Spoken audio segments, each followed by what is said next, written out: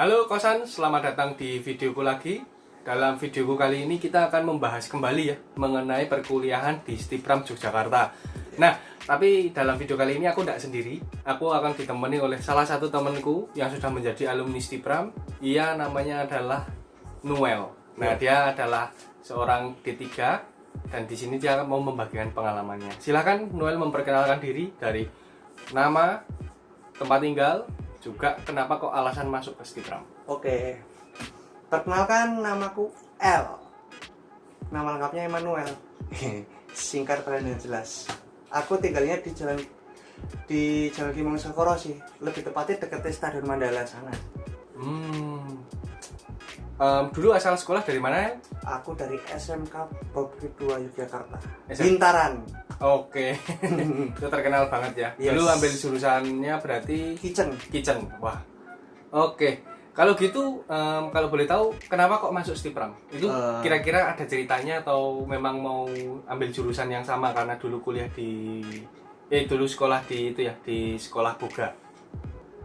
Masuk Stipram itu sebenarnya sih karena jujur sih, itu aku dulu pernah daftar di STB Bali. STB Bali? Iya, terus STB ini bukan Bali. Bandung sih, Bandung ya, STB Bandung. Iya. Daftar di sana gitu, sesama sekolah kapal pesiar di Surabaya. Tapi nggak cocok semua. Oh, nggak cocok. Dan itu waktu di STB Bali itu sempat ikut tes online gitu kan. Jadi kayak aku ngasih ijazah kayak kelengkapan itu dikirim ke Bali. Terus aku yang kedua datang ke Bandung. Nah, dari itu kan pengumuman nggak diterima semua dong. Akhirnya masuk ke Stipram. Belum. Oh, belum. Masih itu pindah. Lihat AMTA dulu deh. Lihat AMTA dulu. Wih, kelihatannya bagus tuh AMTA. Oh, AMTA ya. AMTA kok biaya murah, tapi aku bilang sama itu ibuku, "Bu, aku ngecek ke ini Stipram, mungkin bagus Stipram." Udahlah, aku ke sana deh, langsung Stipram. Nah, begitu di sana sekali wawancara keterima dong. Berarti wawancara di Stipram langsung keterima terus? Iya. Langsung memutuskan masuk saat itu juga? Iya, langsung. Oh, jadi 1 hari berikut sesudah fix keterima, misalnya sudah semua admin bla bla semua sudah terurus. Ya sebenarnya sih masih ada waktu buat mikir kan. Itu kan dulu itu yang nanganin saya itu di depannya Bu Sarong.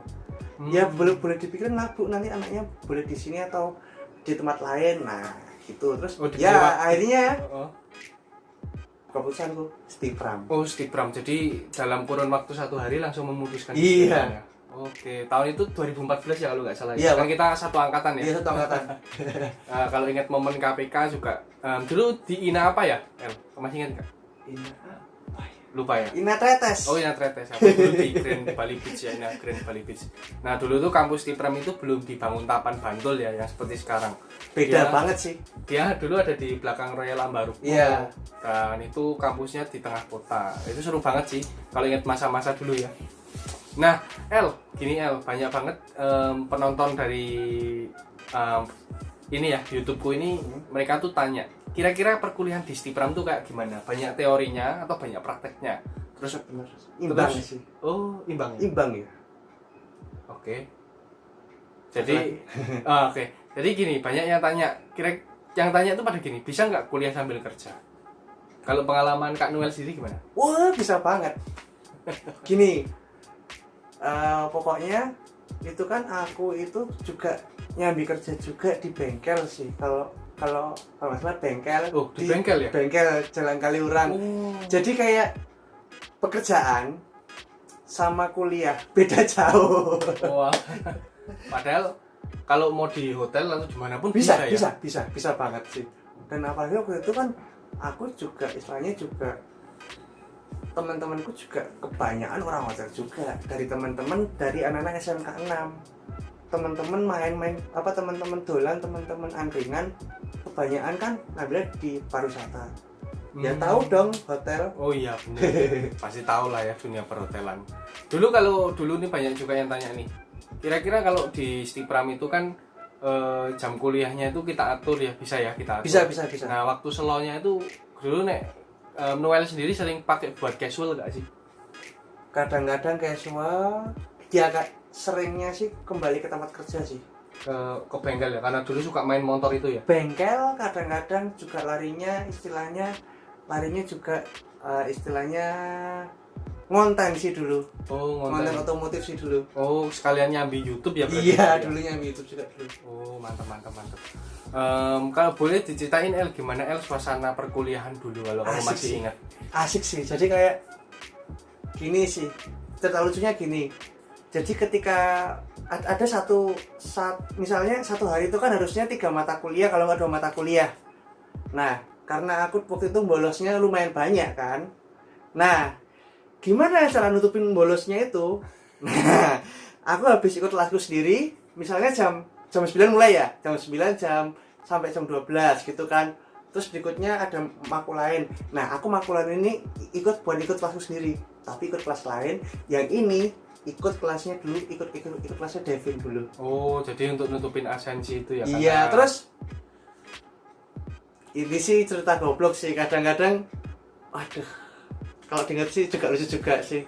Pokoknya harusnya kan sampai jam 4 atau jam 3. Nah, di akhirnya itu gimana caranya jam kelasku sama jam ini sama kan? Gimana caranya aku bisa ikut dua-duanya itu? Simpel sih alasannya. Aku begitu udah absen, begitu udah mau pulang gitu, pura-pura, Bu, saya mau ke WC, mules. Oh. Jadi, mampirnya ke kelas sebelah, ke kelasku sendiri. oh. Numpang absen. Numpang Maaf absen. Pak, lama Pak di kamar mandi Pak. Kebeletnya banyak banyak banget Pak yang keluar Pak. Jadi kayak harus nunggu Pak. Ya udah nggak apa-apa. Jadi aku pulang, yang kelasku sudah absen, yang ini udah absen. Jadi kan aman. Oke, aku paham itu ya. Tapi kalau yang sekarang nggak bisa loh El. Kampus bisa. yang sekarang lebih ketat. Kalau dulu mungkin kita waktu kuliah masih bisa gitu ya. Bisa. Tapi kalau di kampus yang sekarang jangan main-main ya. Karena Iya bener. kampusnya sudah gede, punya hall sendiri, punya ruang kelasnya yang banyak, bahkan sekarang punya hotel juga kalau nggak salah. Iya bener. Kali orang ya. Wah, itu keren banget sih. Terus El, ini banyak juga yang tanya nih, dulu ikut UKM apa kamu? UKM apa nih? Unit kegiatan mahasiswa. Jadi UKM itu ekstrakurikuler. Nah, dulu ikut apa aja? Ekskulnya sih aku ikut modeling. Modeling, wih keren banget. Terus cuma satu aja? Modeling sama bartending. Udah itu aja. Oh, 2 UKM ya, berarti modeling dan bartending ya. Iya. Itu ngapain aja sih nek modeling itu sebenarnya? Modeling itu sebenarnya kayak dunia modeling sih. Kita kayak jadi peragaan busana gitulah. Kalau kalian tahu peragaan busana kayak catwalk gitulah, catwalk jadi kayak misalnya perancang busana ini kayak meluncurkan pakaian terbaru ini. Nah, pakaian terbarunya ini wah, bagus banget sih. Ini dia misalnya punya detail kerannya seperti ini. Jadi kan nggak mungkin dong masa dipajangin gitu aja, kan nggak mungkin. Jadi betul. kitanya sendiri yang menjadi modelnya. Oke, nek dulu Pak modeling sama satu Bartending. Nah, nek bartending ini ngapain? Ini biasanya Juggling sih. sebenarnya juggling kan? Juggling. Lempar botol itu ya. Iya. Dulu sudah sampai level yang kayak gimana? Sudah sampai bisa ngelempar tanpa melihat atau Flip. Dulu tuh flip gini kan kayak 2 botol, ininya satu gini terus diputar gini kayak ya aku lupa nama triknya dulu apa itu sampai tapi saking lamanya. tapi di bartender itu juggling itu ya. Nah, kalau di Stipram unggulannya juga salah satunya juggling ya. Jadi Juggling itu iya. anak hotel biasanya kalau kalian ambil jurusan bartending itu kalian harus bisa. Ya, betul kan? Karena itu skillnya lumayan ya. Tipsnya juga gede kalau kalian bisa. Sama setiap ini kalau disnatalis itu ulang tahun kampus, aku sih sempat beberapa kali Tampil ya. anak modeling itu tampil. Oh. Pertama modeling dulu kan, kedua bartending. Gitu dia. Keren banget aktif ya. Jadi setelah modeling ganti baju main bartending. Iya. Disnatalis itu ulang tahun kampus ya kalau kalian belum tahu. Sama di Sabi itu juga sih. Aku dulu juga ikut kepanitiaan disnatalis itu 3 kali berturut-turut. 3 kali berturut-turut Tiga jadi kali atau- panitia. 3 kali atau 2 kali berturut-turut. Itu sih aku ingat ya. 3 kali betul-betul. Seru banget nih. Disnatalis tuh jadi panitia kayak gimana sih? Aku belum pernah nih wawancara orang yang jadi panitia Disnatalis. Kalau boleh tahu ceritain dong. Disnatalis itu kan menyambut ulang tahun Stipram. Iya, benar.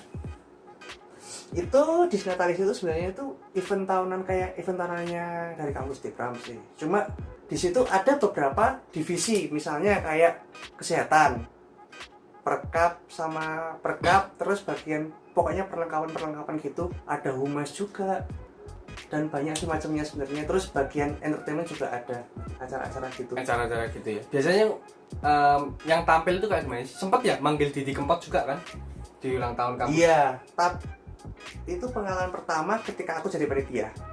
Itu ngundang sebelum Jikustik, jadi ada lagi.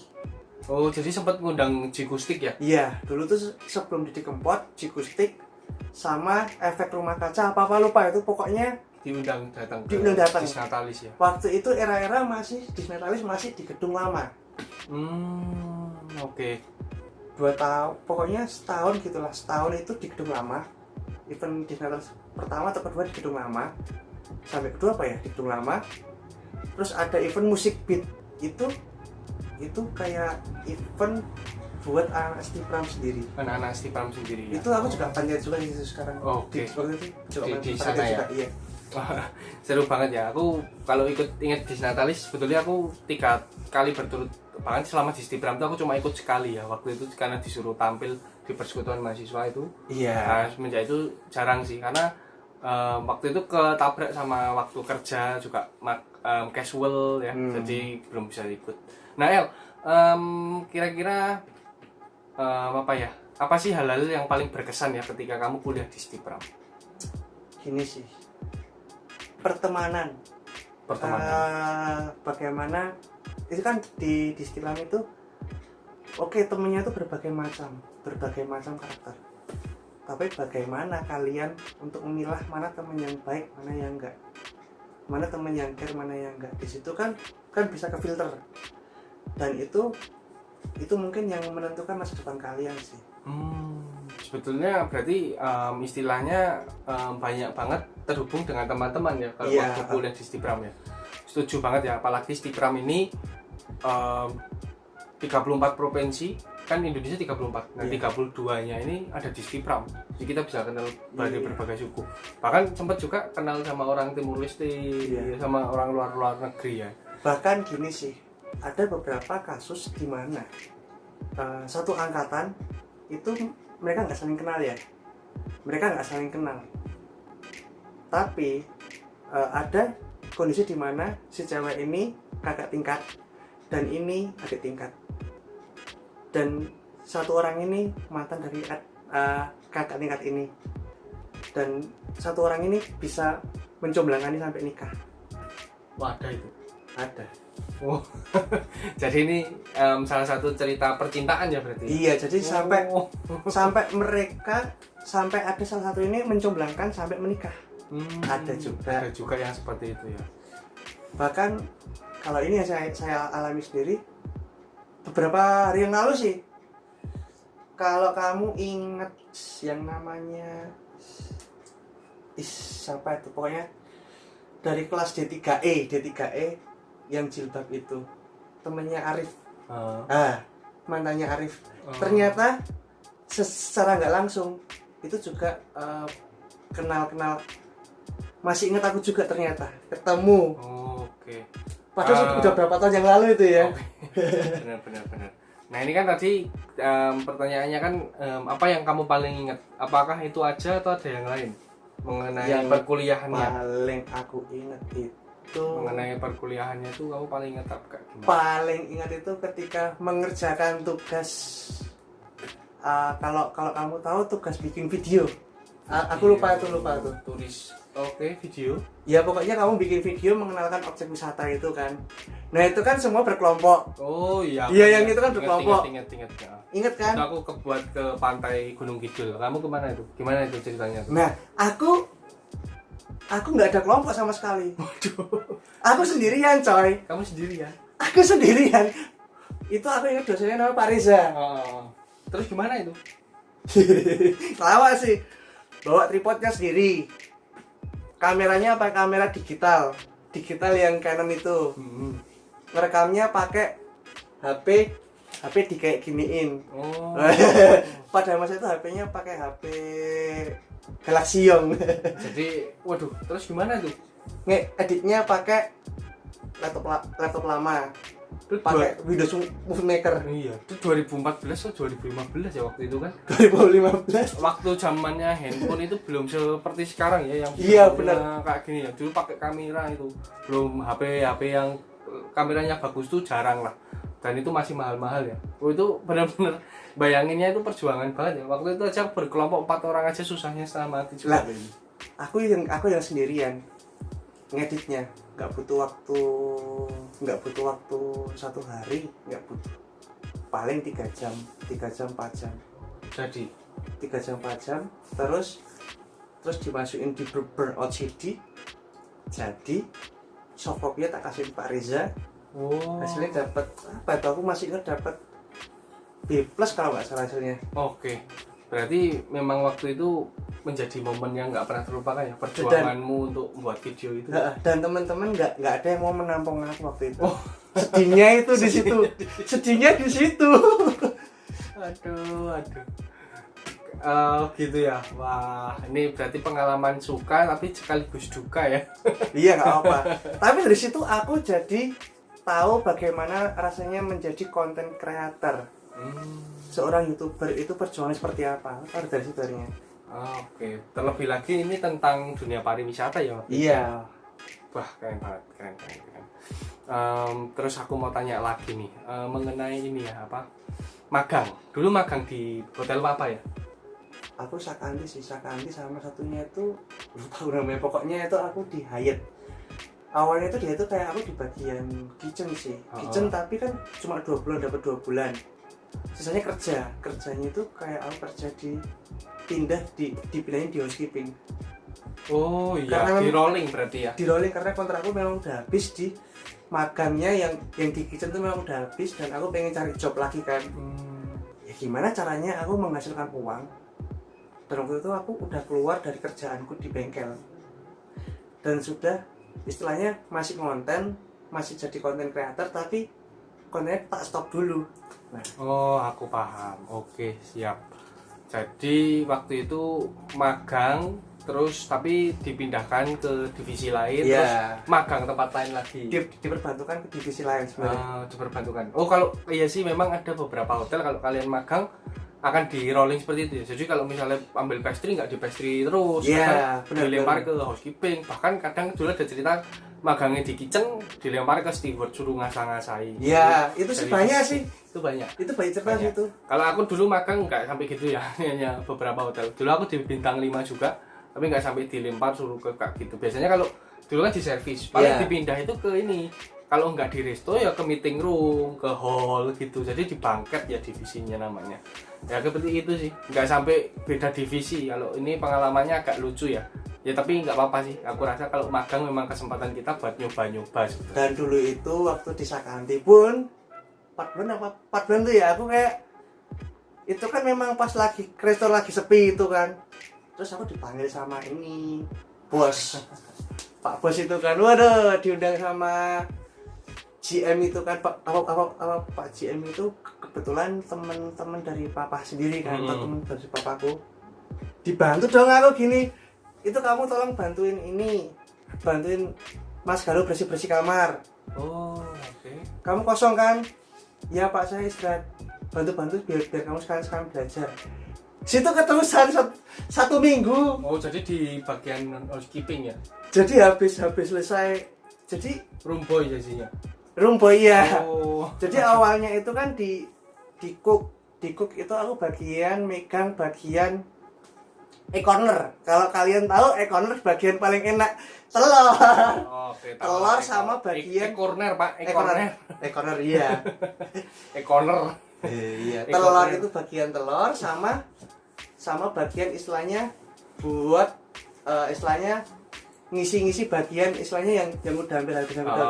Itu rolling gitu biasanya kan kan awan pontang paning betul, gitu kan. paham itu apa jaging ya, jadi yang tugasnya kalau makanan mau habis Jaging ya iya. yang nyuntain gitu. Terus yang kalau request breakfast biasanya kalau telur kan telur mata sapi apa aku lupa ya namanya, telur mata sapi terus sunrise Iya. itu namanya, terus ada yang telur utuh, ya itu kayak gitulah. Oke, terus apa ya ada nggak kamu pesan-pesan buat anak-anak yang mau masuk Stipram nih? Pesan dan pesan-pesannya buat mereka. Pesanku ya, jangan pernah nyesel untuk milih Stipram. Karena Stipram itu sebenarnya bagus. Tapi banyak orang-orang di luar sana yang nggak tahu Stipram itu seperti apa sih. Betul. Mungkin mereka yang lihat, coba gedung biasa, pinggir jalan, dekatnya kandang. Tapi mereka nggak tahu di balik itu semua kalian tuh ditempa menjadi orang-orang yang benar-benar orang. Betul. Tapi kalau kalian serius, Betul. Jadi kalau kuliah sudah pilihannya di tangan kita sih sebetulnya ya. bener. Nah, mau berhasil mau gagal ya kita. Stipram juga punya jaringan banyak banget. Yang itu mau kita pakai atau enggak ya kembali lah. Itu dia makanya. Oke nih mungkin wah ternyata udah 20 menit nih kita ngobrol ya. Iya. Oke, thank you ya El udah menyediakan waktu, udah berbagi info ya buat teman-teman. Moga-moga kalian yang nonton video ini juga terbantu ya. Nah nanti kalau kalian mau ada tanya-tanya, boleh ya, nanti aku di kolom deskripsi akan memberikan Instagram dari Kak Noel serta Instagramku juga. Jadi misalkan kalian ada pertanyaan, boleh DM langsung ke situ ya. Oke, thank you. Sampai jumpa di video selanjutnya ya, yang juga akan membahas mengenai dunia perhotelan. Dadah.